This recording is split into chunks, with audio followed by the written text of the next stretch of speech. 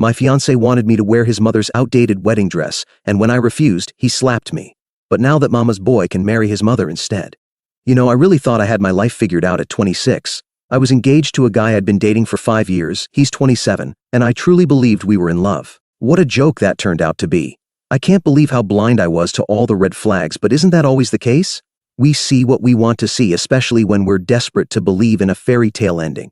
We got engaged in February 2023, and, naive as I was, I started dreaming about our perfect wedding. We set the date for March of the following year, thinking it'd be romantic to get married on the anniversary of the day we met. God, I can't believe how foolish I was. I spent countless nights imagining how perfect our life together would be. In May 2023, we started planning this sham of a wedding. I put my whole heart into every detail, choosing a light blue and white theme that I thought would be perfect for a spring wedding. I spent endless hours scrolling through Pinterest, creating mood boards, and discussing ideas with my supposed fiancé. I should have known something was wrong when he barely showed any interest in the planning process. But no, I made excuses for him, telling myself he was just busy with work. I remember staying up late, night after night, researching venues, caterers, florists, everything you need to make a wedding perfect. I was so excited, so full of hope and love. I'd send him links and ideas, and he'd respond with one-word texts or vague, "looks good" comments. At the time, I thought he was just letting me have my moment, allowing me to plan the wedding of my dreams. Now I realize he just didn't care. He was probably too busy texting his mom about every little decision. I think it's important to mention that my ex-fiancé, yes, you read that right, is an only child. At the time, I didn't realize I was signing up to marry a mama's boy who would always put his mother's wishes above mine. The way he called her every day, sometimes multiple times a day, consulting her about every decision, from which car to buy to what to have for dinner, initially seemed sweet, a sign of how much he valued family. But it was a major mistake. A couple of weeks ago, I went dress shopping with my mom and sister. It was supposed to be a special day, a memory I'd treasure forever. We went to several boutiques, trying on dress after dress.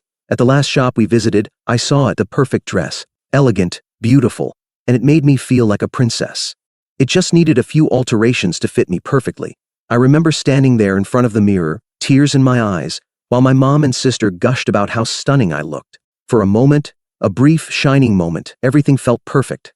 I felt like the bride I'd always dreamed of being.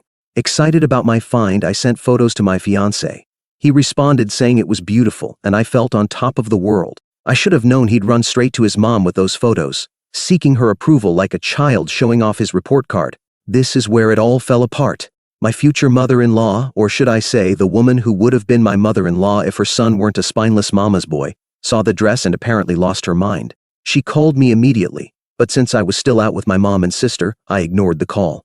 I figured I'd call back later, maybe thinking she was just excited to see the dress I'd picked.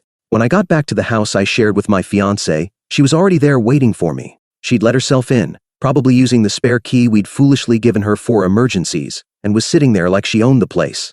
I remember walking in, still on cloud 9 from finding my dream dress, only to have that happiness crumble in an instant when I saw her face of utter disgust. As soon as I stepped through the door, she pounced. She stood up from the couch and started accusing me of being a liar.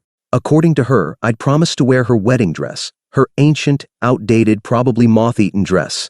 A promise I never, ever made. All I could think was, where is my fiancé? Why isn't he here defending me? I was completely blindsided. This woman, who I thought cared about me, for whom I'd bent over backward trying to please for 5 long years, was now calling me a liar in my own home. This was her way of repaying me, attacking me over a dress I never promised to wear. I told her as calmly as I could that I'd never made such a promise. But did she listen? Of course not. Instead, she started screaming at me, her voice growing louder and shriller with every word.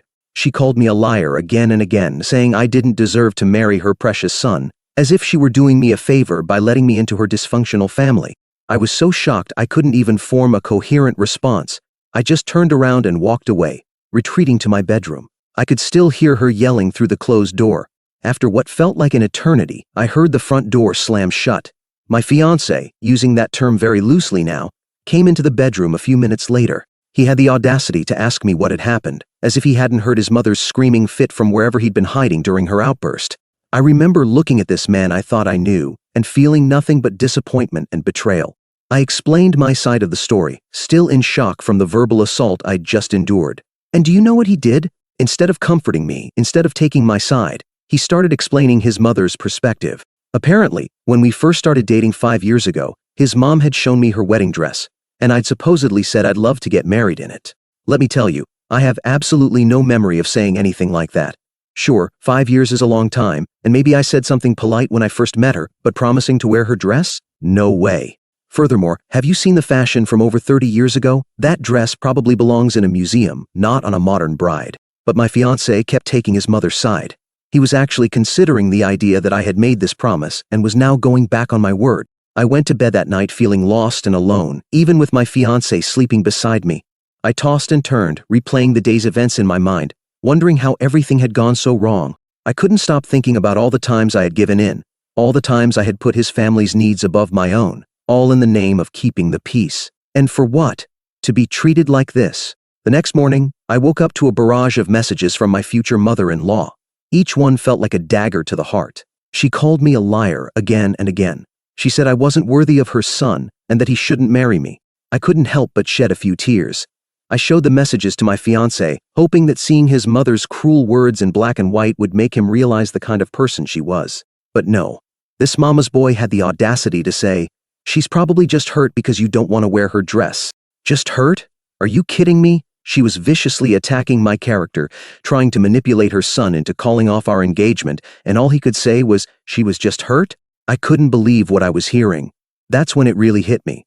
This wasn't just about a dress anymore. It was about respect, about standing up for myself, about having a partner who would support me no matter what. And I realized, with a sinking feeling in my stomach, that I had none of that. I had spent 5 years of my life with a man who would always prioritize his mother's feelings over mine, who would never truly be my partner. I tried to explain to him that it was our wedding, not a second chance for his mother. I told him how important it was for me to feel beautiful and comfortable in my own dress on my wedding day. But he couldn't seem to understand why I wouldn't want to wear his mother's old, outdated dress. He kept saying things like, "It would mean so much to her," and "Can't you just do this one thing for her?" As if I hadn't been doing things for her our entire relationship. The more we talked, or rather, the more I tried to talk and he dismissed my feelings, the more I realized the extent of the problem. I started thinking about our relationship, seeing all the times he had chosen his mother's opinion over mine, all the times he had put her needs above ours. How could I have been so blind? I suggested compromises. Maybe I could wear a piece of her jewelry or incorporate some lace from her dress into my veil. But no, for them, it was all or nothing. Either I wore the whole dress, or I was an ungrateful liar breaking promises. My future mother-in-law continued to call and text, trying to guilt-trip me and outright insulting me.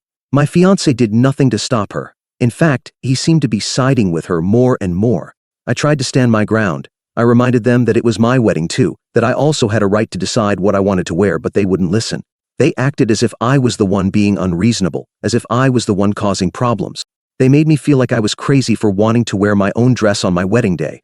So, am I the bad guy for not wanting to wear my mother-in-law's dress? Update 1. You won't believe the absolute circus my life has become.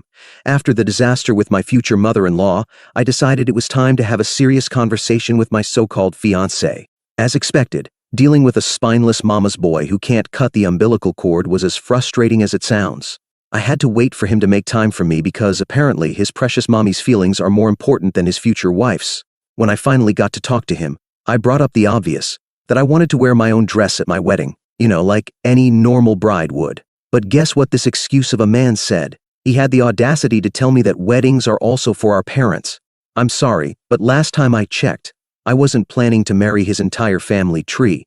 I didn't realize that by saying yes to his proposal, I was agreeing to a polyamorous relationship with him and his mother. Somehow, I managed to stay calm, I don't know how, and explained as rationally as I could that unless his mother was paying for the entire wedding, it was our wedding, not hers. But, of course, logic and reason don't seem to penetrate the dense fog of mama's boy syndrome surrounding him. Then, because apparently I'm a glutton for punishment, I reminded him how he initially said my dress was beautiful, before his dearest mommy sunk her claws into him and poisoned his mind against me. And do you know what this liar admitted? He said he only told me it was beautiful because he thought that's what I wanted to hear. In reality, he thought it was ugly. I swear, the level of manipulation and deceit in this family is enough to make you lose your mind. I didn't even bother reacting to that. Why? It's clear that honesty isn't a virtue in this family. Instead, I tried to be the bigger person again and suggested wearing something else of his mother's, as a compromise. Because that's what I do in this relationship: compromise, compromise, and compromise. But no, that wasn't enough for His Royal Highness, the mama's boy. He shot the idea down immediately. According to him, I should feel grateful that his mother offered me her dress. Grateful, as if she was bestowing a great honor upon me by trying to force me into a dress I hate. Should I also bow down and kiss her feet? Perhaps offer her my firstborn as tribute? At this point, I admit, I lost my temper a little. I asked him outright if he was planning to marry me or his mother. It's a fair question, don't you think? Considering he seems to care more about her feelings than mine. I mean, if he's so eager to marry his mother, maybe we should cancel the wedding, and he can go live happily ever after with her. I'm sure they'd make a lovely couple. Well, that set him off, not his mother's behavior, just what I said. He started yelling at me, saying I was overreacting, that his mom's request wasn't a big deal. I couldn't take it anymore. I stormed out and called my mom, the only sane person in this entire mess. I told her everything that had happened. At least someone in this world is on my side. She was shocked, to say the least. She couldn't believe how my fiancé and his mother were acting. It was such a relief to get some validation and realize that I wasn't the crazy one in this situation. When I went back downstairs ready to continue this ridiculous argument, guess what? The coward had left. He ran off to his mommy's house, leaving me a text saying he'd stay there until I came to my senses. Well, let me tell you something. I've come to my senses. I'm seriously reconsidering this entire relationship because if marrying him means marrying his mother too, then I want no part of it. I signed up for a husband, not a package deal that includes a controlling mother-in-law as a bonus. Update 2. First, I want to thank everyone for your comments. It means more than you know to have some support in the middle of this nightmare. I spoke to my mom again, and she confirmed what I already knew. My fiancé is acting like an immature, spineless mama's boy who is completely under his mother's thumb. So, yesterday, the Queen Bee, my future mother-in-law, called me. She said we needed to talk, and foolishly, I agreed. I should have known that expecting a rational conversation from this woman was a waste of time. It's like expecting a shark to turn vegetarian. It's just not in its nature. She started by accusing me of breaking a promise, I might add, that I never made. She had the audacity to say she was hurt by my actions. Hurt, as if she were the victim in all this. Before I could defend myself, she magnanimously declared she was willing to forgive me if I wore her dress. How generous, right? I should probably build her an altar or something to show my eternal gratitude for her forgiveness. I shut that idea down immediately. I told her bluntly that it was my day and I would wear whatever I wanted. Then, because apparently I'm a glutton for punishment, I offered to wear something else of hers. But no, that wasn't good enough for Her Majesty. It was her dress or nothing. I'm surprised she didn't demand that I legally change my name to hers while I was at it. Maybe I should let her walk down the aisle instead of me.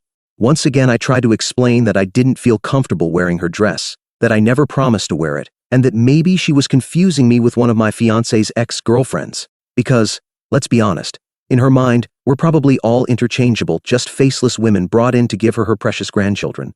Well, that made her explode. She called me a liar, unworthy, and most astonishingly, a witch. If I'm a witch, then what does that make her? A monster from the depths. I couldn't take it anymore. I hung up the phone and blocked her number.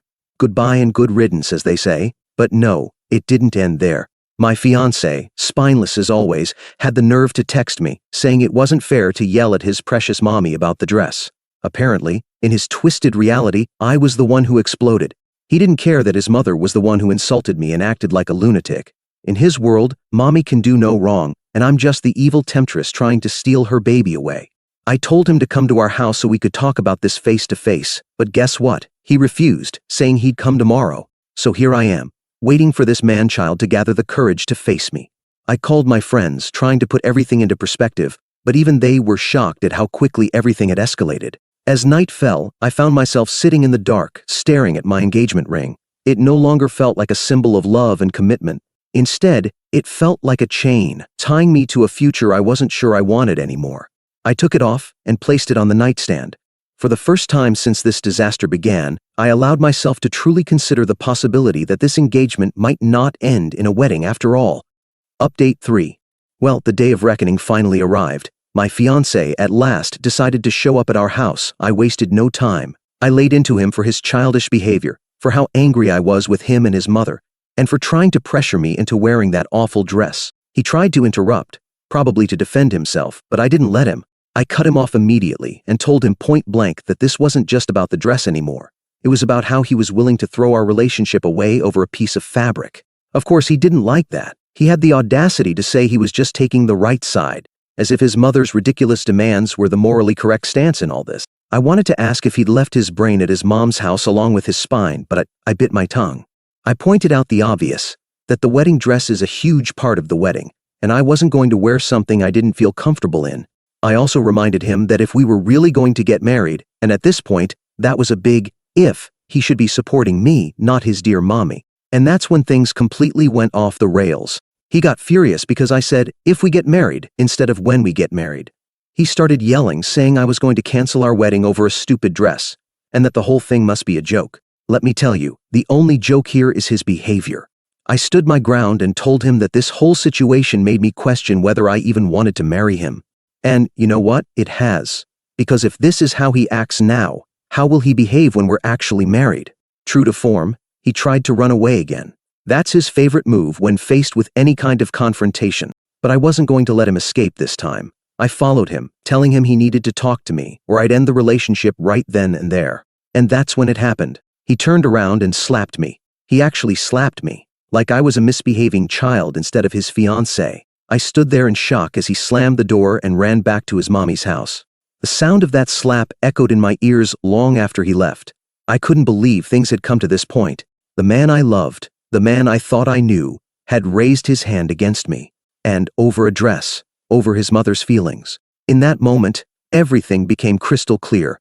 This wasn't love. This wasn't a partnership. This was abuse, plain and simple. I called my sister, who came over immediately. She helped me pack a bag. I couldn't stay in that house for even one more night. And that sealed it. There's no way in hell I'm marrying this abusive mommy's boy. I sent him a text right after, telling him it was over. No arguments, no second chances. He's shown his true colors, and they're uglier than his mother's old dress. Update 4. This morning I took action. I went to the police station and filed for a restraining order. There will be a hearing soon, and I have all the evidence I need. I took photos of the mark on my cheek where he slapped me, and I also have video footage of him coming and going from the house. Let's see him try to weasel out of this. As for the wedding, I've decided to turn lemons into lemonade. I'm going to use the venue to throw an early birthday party for myself, and I'm taking that honeymoon trip with my sister. At least I know she'll always have my back. I followed some advice from the comments. I'm not sure why I listened, and unblocked my ex and his mom. Big mistake. His mom immediately started bombarding me with messages. I had to mute both of them to preserve my sanity. The venom in her messages was unbelievable. She accused me of ruining her son's life, being a gold digger, and never being good enough for her precious baby boy. I sent one final message to my ex, officially ending things and telling him exactly what I thought of him. He responded with a bunch of pitiful excuses and begged for forgiveness. You can't slap me and then ask for a second chance. This will probably be my last update for a while. Thank you all again for your support and your comments. It means the world to me to know that I'm not crazy, that I'm not the one in the wrong here. Update 5. I've received a lot of messages and comments asking what happened after I canceled the wedding. So I thought I'd take a moment to answer the most common questions. Thank you again for all your support during this crazy time. For those wondering how my ex reacted to the wedding being canceled, it was a mess, to be honest. At first, he didn't believe me. He kept saying I was overreacting and that we could fix it. When he finally realized I was serious, he alternated between begging me to reconsider and bursts of anger.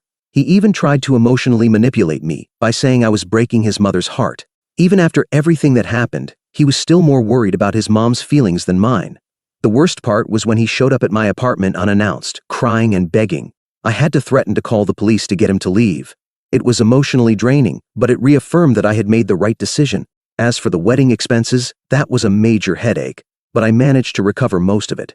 The wedding venue was pretty understanding once I explained the situation. They let me transfer the deposit to another event, my birthday party. The catering was a bit trickier, but we managed to agree on a partial refund. The biggest loss was probably the dress, as it had already been altered and the store wouldn't take it back. I ended up donating it to a charity that provides wedding dresses to military brides. At least something good came out of the situation. My ex and I have minimal contact, and only through lawyers. After he showed up at my apartment, I got a restraining order. At first, he contested it, but eventually, he agreed to a mutual no-contact order.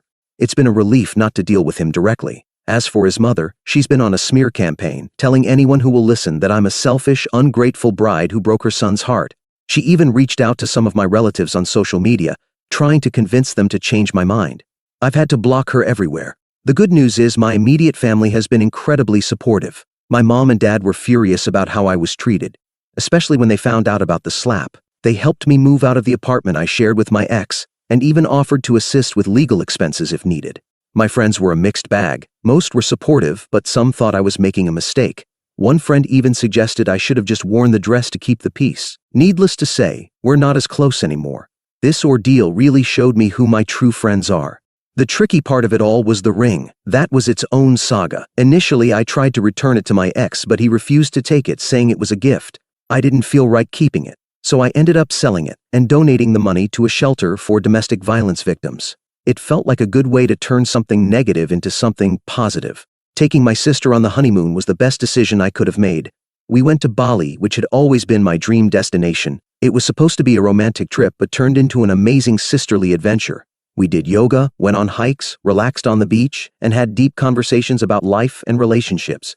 It was exactly what I needed to heal and move forward. This whole experience has taught me so much about myself and what I want in a partner. I'm taking time to focus on my own growth and happiness. I've started therapy to work through the emotional trauma left by the relationship, and it's been incredibly helpful. When I date again, I'll be much more mindful of red flags and won't ignore my instincts. And you can bet I'll pay close attention to how any potential partner interacts with their family, especially their mother. I have no regrets about ending my relationship with my ex-fiancé and his mother. Let's be honest. I was marrying both of them. Update 6. I'm back because several people have been asking about my life lately, and whether I have any updates on my ex and his mother. So here it is. To start, I've been seeing someone new, and the difference between him and my ex is like night and day. Honestly, I feel like I've woken up from a nightmare by finding someone who understands what it means to have a healthy relationship.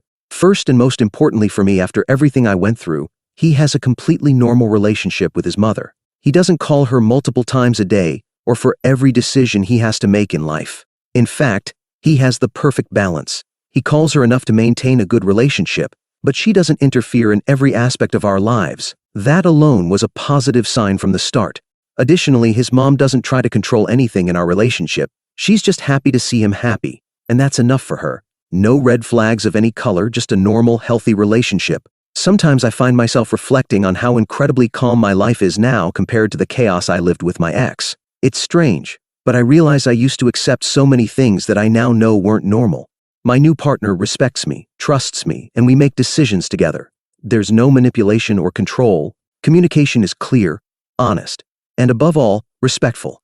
For now, we don't have any wedding plans, but if things continue this way, I wouldn't be surprised if we start talking about something more formal soon. For the first time, I feel like this is what a relationship should have always been. As for my ex and his mother, it seems that after everything, my ex ended up moving back in with her. I don't know if it was something he wanted or if he had no other choice, but the fact is, he's back under his mom's wing. The last I heard, his financial situation isn't great, largely because of the legal issues he's faced since violating the restraining order. Speaking of which, there's more to that story. For those who don't remember, my ex has a restraining order preventing him from approaching me, something he blatantly ignored when he found out I was seeing someone new. He not only showed up at places where he knew I'd be, but he even tried to intimidate my new boyfriend. In one particularly unpleasant encounter, things escalated when my ex decided to throw a punch at my partner, likely in a desperate attempt to reassert some kind of power or control over the situation. What he didn't expect was that my new boyfriend wouldn't be easily intimidated. Although my ex struck first, he was the one who ended up receiving a solid punch in return. And not only did he get hit by my boyfriend, but shortly after, the police also got involved because, obviously, he violated the restraining order by showing up. He was arrested on the spot. After all the legal expenses he's faced, he had to move back in with his mom. While the official reason is financial, I suspect it's exactly what he wanted all along. It seems like the perfect excuse to be back under her complete control. Now I can only imagine the disturbing dynamics they must have, with his mother micromanaging every aspect of his life, from what he eats to what he thinks. In short, my life is much better now,